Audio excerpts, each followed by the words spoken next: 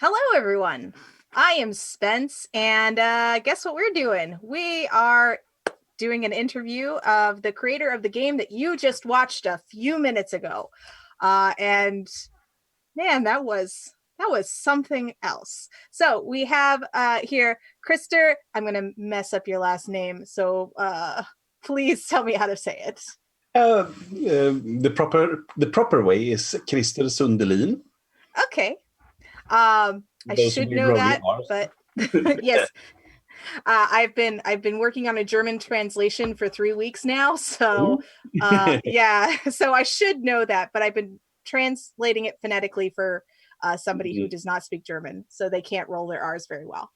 Anyway, so welcome to Penny for a Tale. Did you get a chance to watch any of the playthrough of Troubleshooters? Yes, I did. It was great. It was great fun to see someone else play my game and my adventure. That's awesome. So for those people who are joining us now who have not had a chance to watch the game and don't know anything about it, what is Troubleshooters?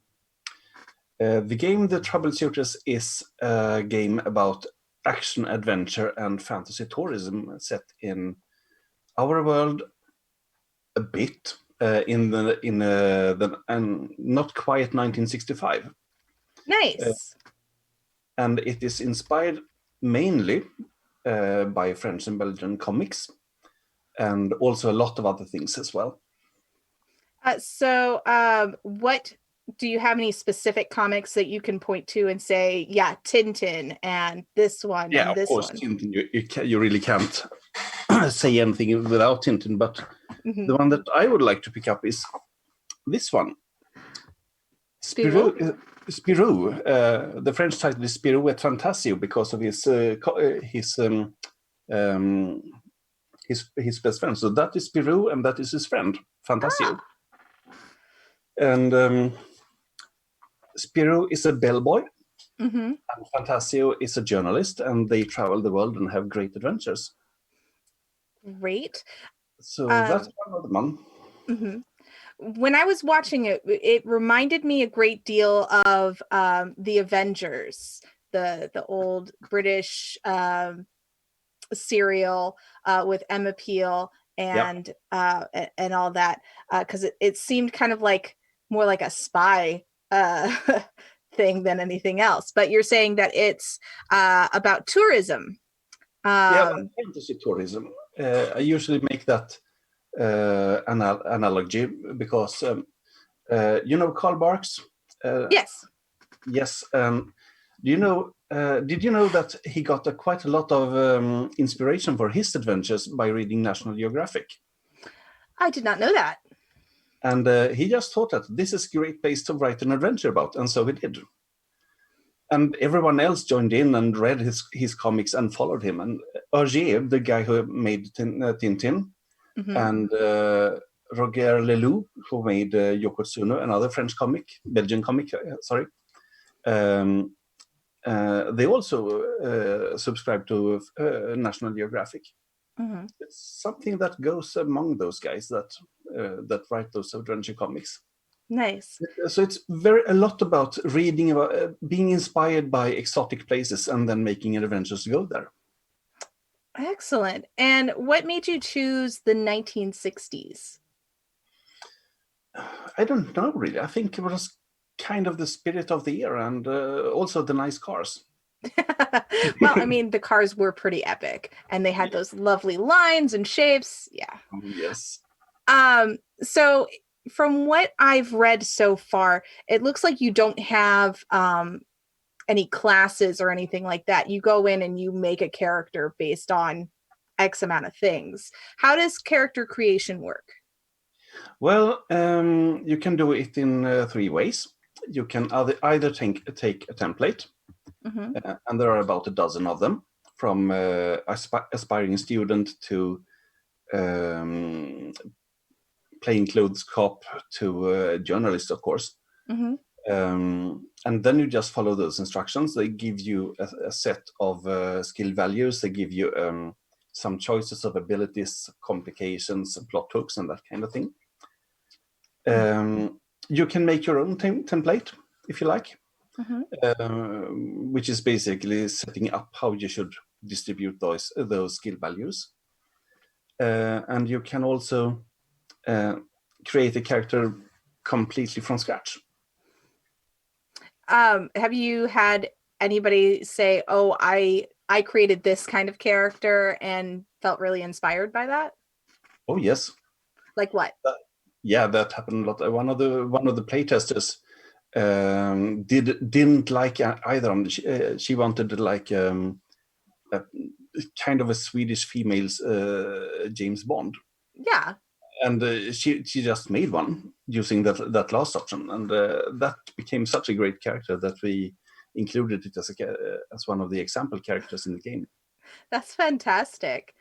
And then what is the goal, the purpose of the game? Like, you have all of these characters coming together, and then what? And then you go on adventures. It's really, really simple, really. I mean, you get drawn into these adventures. There are these plot hooks that help you pull yourself into the adventure. You could also get pushed out the door by a patron in the game. But either way, you suddenly end up in a mystery that needs you to travel to the other side of the world, or explore a small principality in Central Europe or something like that, or help a spy escape from East Berlin. My favorite description that you have on your Kickstarter, by the way, if you haven't checked out the Kickstarter link is in chat, is the octopus's evil plans for world domination is something that you're trying to foil. And I'm just like, I want to play that adventure. Who doesn't? Who doesn't? Lots of those evil plans. And then you use a D100 skill system. Yes. So when you're rolling that, I'm not fully familiar with how D100 systems work. I think some of them, the higher you get, the better it is. Some of them, the lower you get, the better the result is. How does that work for your game? Kind of both, actually. Really? You should go below your skill value, which is on a percentage scale. So if you have 65%, that's quite good. It's a 65% chance of success. Right. So you should roll equal to or below that. But in an opposed check, when you're like arm wrestling or running against someone, then you should also roll above your opponent's roll. Right. So you're trying to get that nice middle ground. Yeah, I mean, it's kind of like a blackjack, really. You should try to get below this magical limit of your skill, but as high as possible. Understood. Okay. So if anybody in the chat has questions as well, please feel free to post them. Let's see.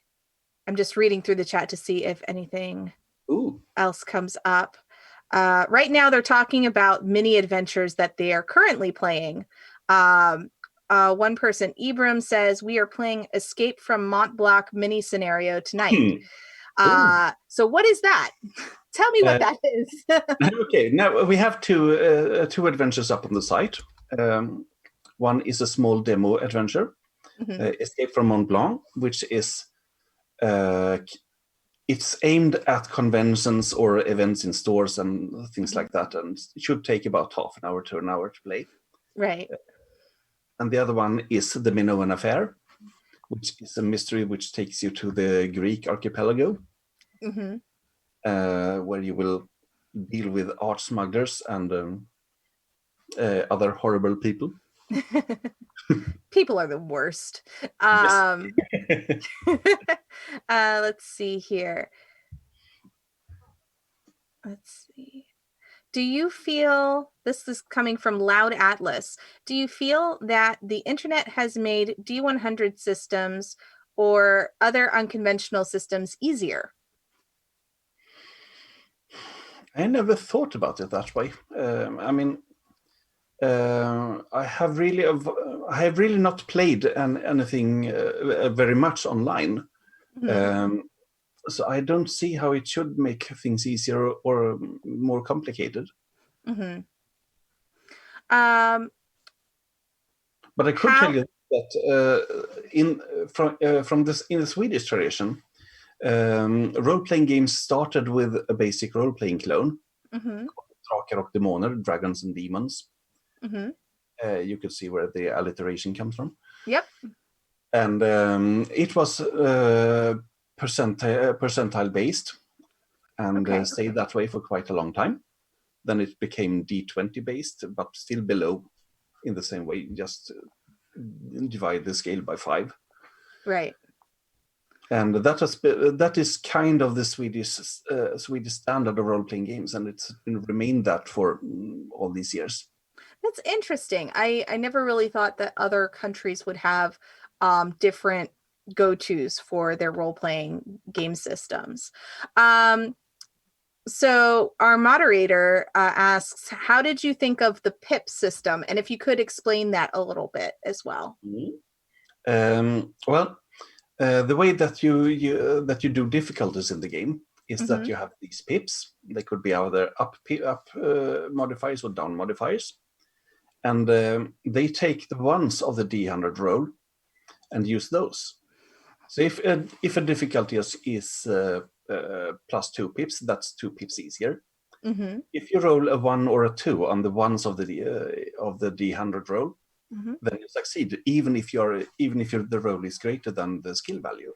Right. And similarly, if something is -2, if you roll a 1 or a 2, you fail on the ones that is. Right. I don't remember where I came to, if I have seen that before anywhere, but I thought that it was a good way to, modifiers in a D% game is usually +10 or -20 or something like that. And that often makes you fall outside the 1 to 100 scale. Right. And I wanted to avoid that. And if you use these ones instead in that way, then you're always within the 1 to 100 scale, and you compress the outcome a bit. So the really good guys, they don't get as much advantage, or the really good characters don't get as much advantage of a plus modifier than the really poor ones. So, I mean, if you have 90% and you have +2, then you just get 2% better, higher chance of success. Right. Since you can count 91 and 92 as a success. Right. But if you have 20, then you can also count 21, 31, 41, and so on, and equally with 22, 32, 42, and so on. So that would give you like 16% extra on your skill. Right. Let's see here. From Anthrama, I think I'm saying that right. Would you say that the game is more episodic, or do you choose one problem to troubleshoot over a long period of time?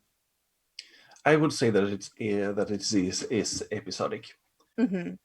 I see there are rules for handling downtime between adventures, where you can, among other things, go shop, go on adventures, go on a travel, mend your recuperate from your wounds, and so on. Invent new stuff as well. Interesting. Let's see. Someone asks, when can I play Criminal Mooks? At some time in the future. Okay. We have some ideas for Octopus source book. Nice. But that's sometime in the future after we have released the first books. I know that one of my friends who started watching the game said to me in chat, "I want to be a villain in this game. Let's make this happen." And that was the best response. Anytime I can hear somebody say, I want to be a villain in this game, I know the game is a good game. Mm-hmm. So it actually happened something like that in one of the playtests. Oh, really? I was playing Eloise, mm-hmm. and captured by the villains, and the game master started this, I will tell you my evil plan, you know that mm-hmm. one. And did Eloise go, that sounds great, can I join? No, it was even worse. There's a story point economy, and you can use that to influence the game. So I used a lot of story points to go, oh, Dad, do you really have to be so B-movie villain? And the game master just, he caught on, he played on, and just rolled with it, and went, Pumpkin, what are you doing here? I'm being captured by my evil villain dad. Yeah, clearly. I mean, you kind of let it go too far, Dad. Yeah, it didn't end up as I intended. We were locked into my room without dinner. Shame. Let's see here. Without dinner. Curious about. I think we covered this one already. It says curious about what was the idea for the pip mechanic over different kinds of advantage or disadvantage mechanics. Well, one other thing is that I wanted to avoid mathematics. I really want subtraction and addition. I endorse this. I like when I don't have to do math. I wanted so much comparisons as I could. If I could avoid an addition or subtraction and use the comparisons, that I did that. Thank you, Angry Tom, for that question. Let's see here. Ibram just says, I love the pips. I think it's the most modern feeling D100 I've encountered, which is pretty cool. Who were the inspirations for your pre-generated characters? How many? So you said you have about a dozen pre-generated characters, right? I have about a dozen about a dozen templates. Right.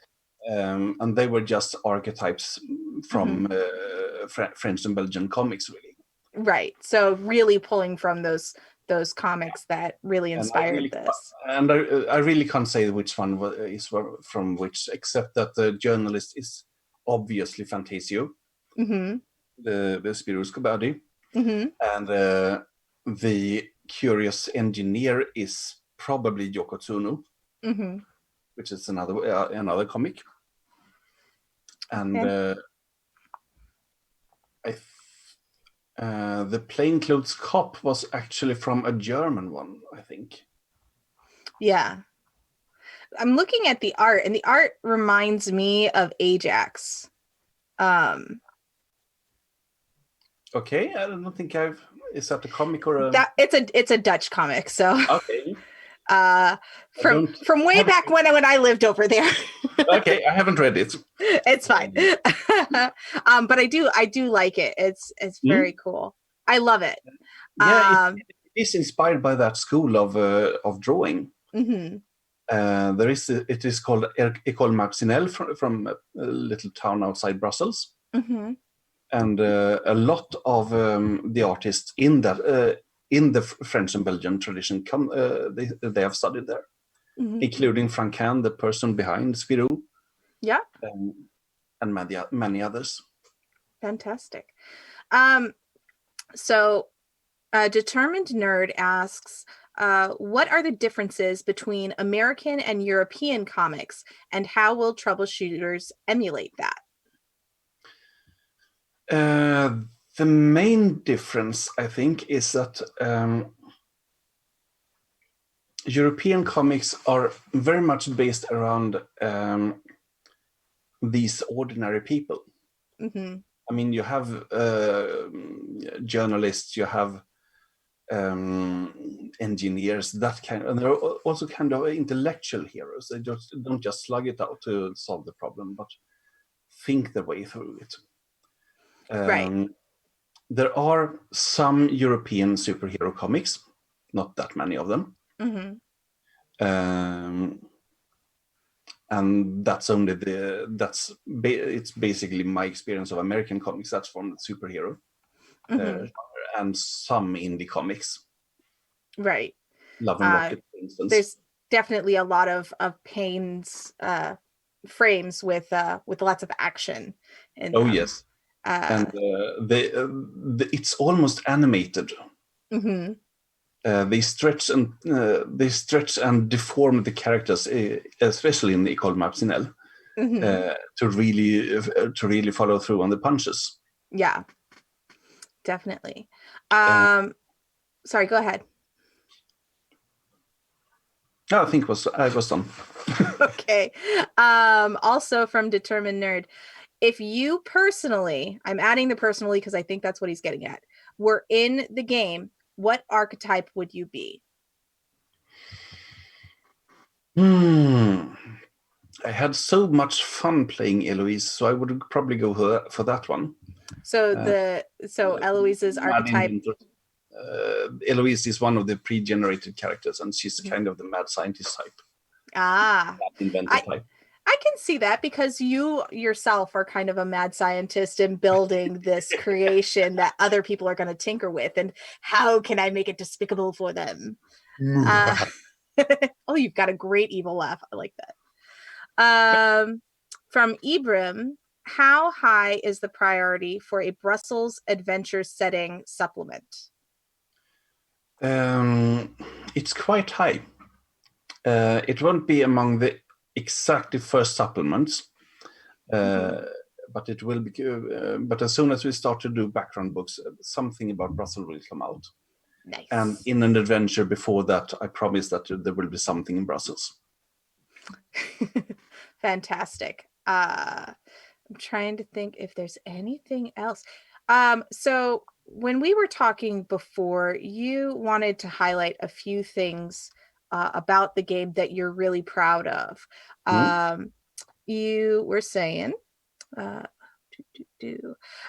so we talked a little bit about the French and Belgian comics that this is inspired by.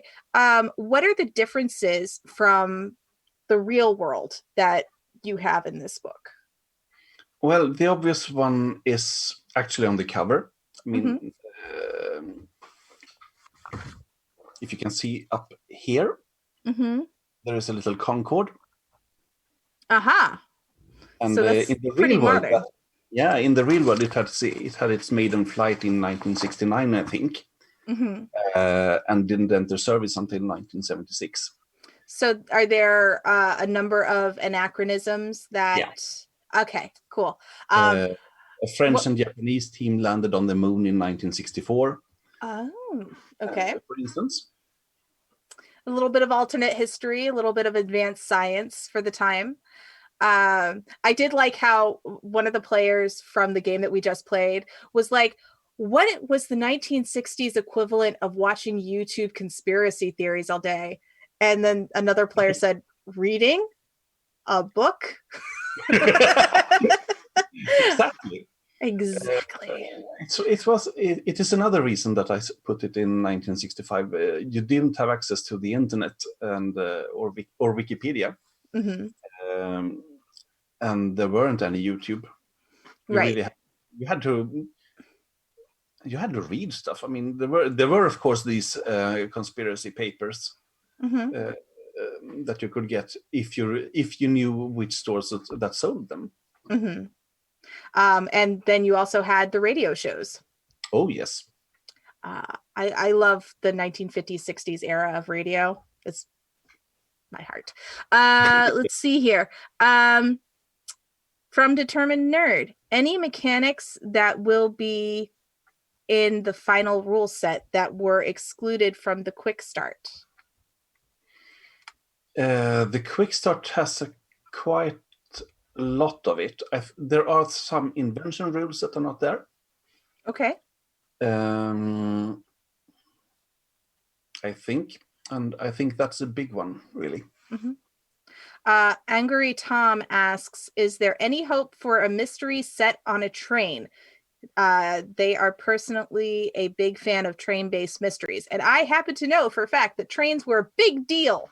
Still maybe a big deal. Yes, trains are a big deal. There is even a section in the rule book about which train services you really have to travel with. Mm-hmm. And I really wouldn't be surprised if there was a murder on the Orient Express sometime.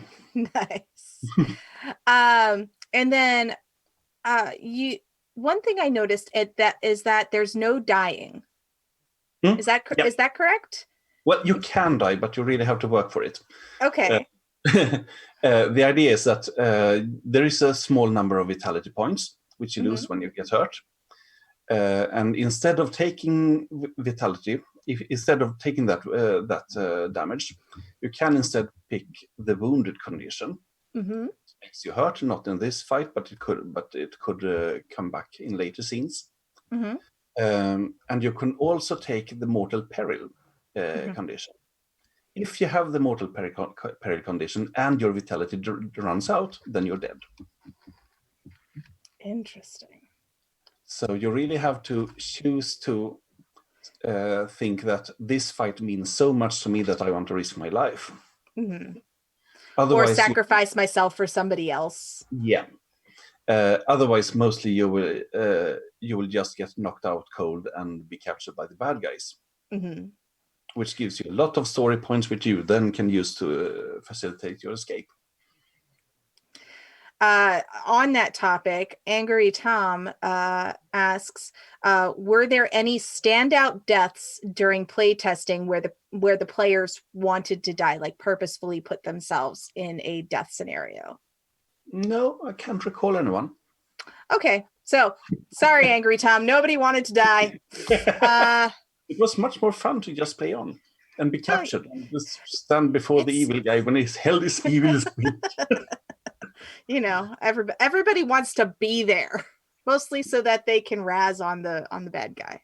Oh yes. Okay, so Determined Nerd says, I saw the one shot on Encounter Roleplay. Any chance of making that a campaign?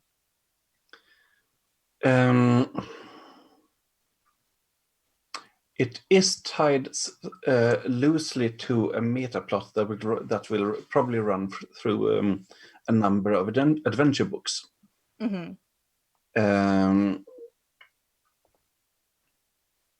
But I don't think that it goes more than that, really, not at this moment. And so, what is the zeitgeist, the spirit of the game that you really want people to embrace? In Europe, the 1960s were quite a positive era, especially in France. I mean, that's what in the middle of their 3 golden decades, the golden 30 years in France. Yes, there was this problem between the East and the West. The Iron Curtain had just been raised. And the wall in Berlin, I think that was built. They started to build that in 1961, I think. But the economy was booming. Everyone that wanted a job could get one. Mm-hmm. You basically could, as soon as you had your exam from college or whatever, you could basically go down to the local plant or the local newspaper, whatever, with your grades and a recommendation letter from your dad, and poof, you had a job. Mm-hmm. And there were new inventions coming daily. Rockets sent up to space and setting new records every day, and there was satellites everywhere, and new marvels, electronic machines that could think, and speed records on trains, and mm-hmm. and so on. It was such an era of progress, really. Yeah, technical and social. And with progress, progress sometimes comes from diversity, and I understand that you've addressed that in the game as well. Yes, it's actually a little bit of a problem to us. I mean, this is still a very Eurocentric setting, mm-hmm. But France has, well, it's still that era where nations had colonies. Mm-hmm. There is Algiers, for instance. There is one there, mm-hmm. and quite a lot of immigrants from that place. and other places in Africa. So you see people of color in Europe starting to get into the game. Mm-hmm. And we have tried to, me and the artist Ronja, have tried to get that into the illustrations, and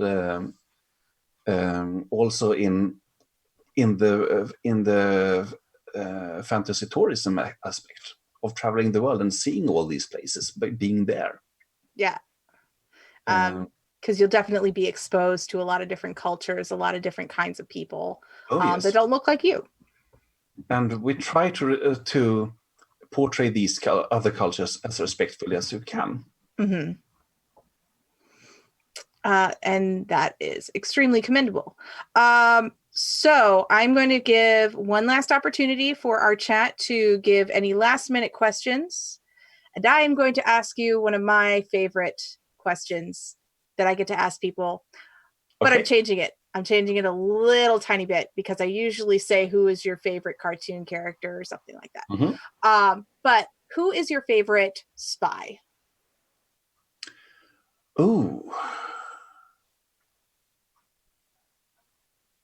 I think that I would have to say Fujiko Mine. Who is that? It's a character from Lupin III. Which also became one of the great inspirations, because the early Lupin looks very much like a French and Belgian comic. Mm-hmm.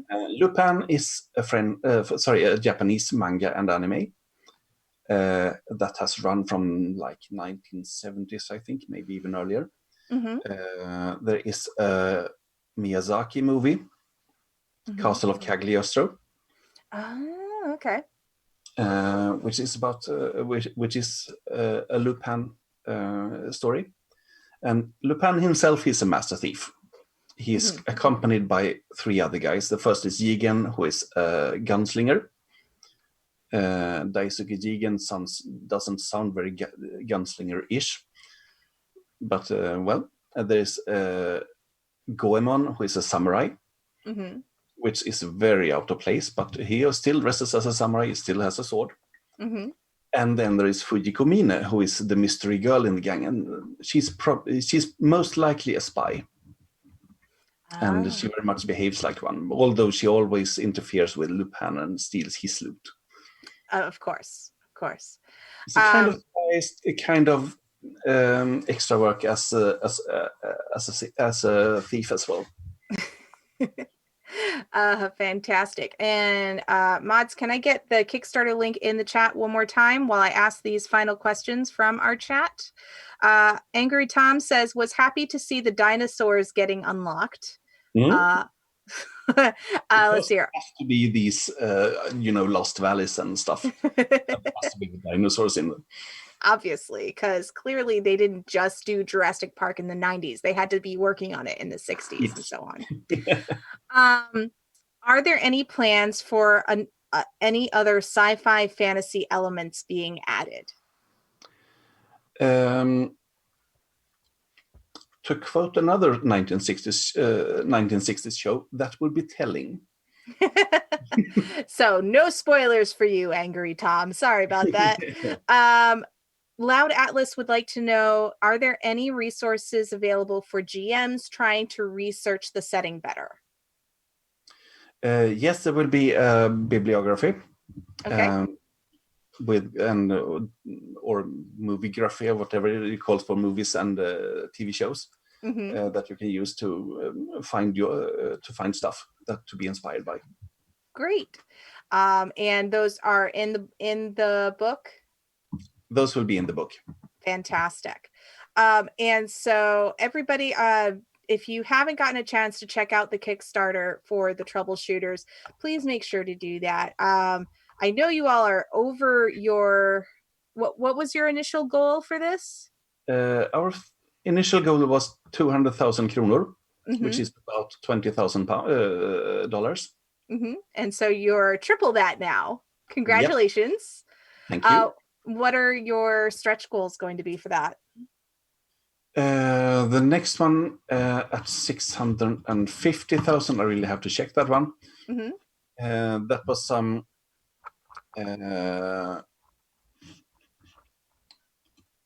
quality of life things, like a ribbon to the book. Nice. We're still adjusting things about the next set of stretch goals, but in it there will be an underworld combo. Ooh. At least stats for mobsters and vigilante lawyer template. Nice. Oh, what is the passport? Oh, that's our character sheet. Ah. I mean, if you're going to travel around the world, you really have to have a passport. It's true. And it's a small booklet, 32 pages, and it's about a quarter of a page size, big. A regular piece of paper, yeah. And you have like, oops, let's see if you can see that. There we go.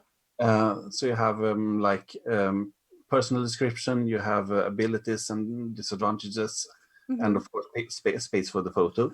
You have skills on one page, abilities, complications, what's on that page, and then there is a page for stuff, and the rest is for visa stamps. Oh, fantastic. And every adventure will come with a sticky sheet with visa stamps from the country that you go to. I love that. That was my favorite thing living in Europe, is like you could take your passport, and when you would go on field trips, you get the passport stamped, and then you can be like, look, I went here and here. Yeah, it's great. Exactly. And on the luxury level of the Kickstarter, there will be an actual stamp. Fantastic. Anything else you want to add? I think that this is a hole in my game collection, really, that I wanted to fill. I don't think that I've ever seen a game based on these comics before. Right. I have learned that there was one based on Valerian last year, I think. Right. In French only, I'm afraid. But otherwise, I haven't heard anything, and not even our French colleagues knew about any role-playing game set based on these. Right. And they should know. Anyway, they will translate the Troubleshooters into French, so it will be available in French as well. Fantastic.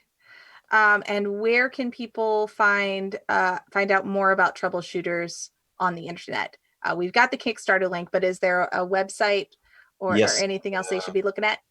I think it was troubleshootersrpg.com. Let me check that. Okay. Yep. Okay, so troubleshootersrpg.com. Everybody check that out. And we are Penny for a Tale. Thank you so much, Krister, for hanging out with us today and for letting us play your amazing game. It looks like so much fun. I can't wait to sit in on a game myself. It is so much fun. I've rarely laughed so much playing a role-playing game we have playtesting this. It's so good. It's so good. And everybody who's watching, thank you so much for being here with us. Little scheduling thing. We are taking tomorrow off from our Sunday Pathfinder game. So be sure to tune in on Monday for our Star Wars game and find out what this crazy band is going to do with the set of circumstances that Alex throws at them. And we will talk to you all next time. Take care, everybody. Bye.